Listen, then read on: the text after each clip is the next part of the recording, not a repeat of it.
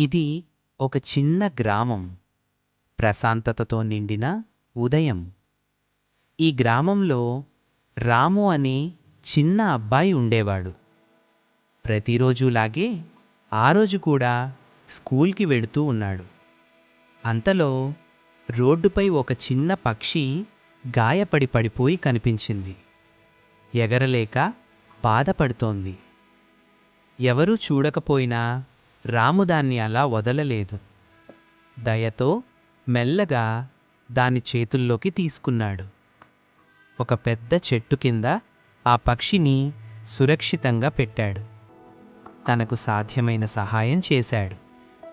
కొంతసేపటికి ఆకాశం మబ్బులతో నిండింది. వర్షం మొదలయ్యింది.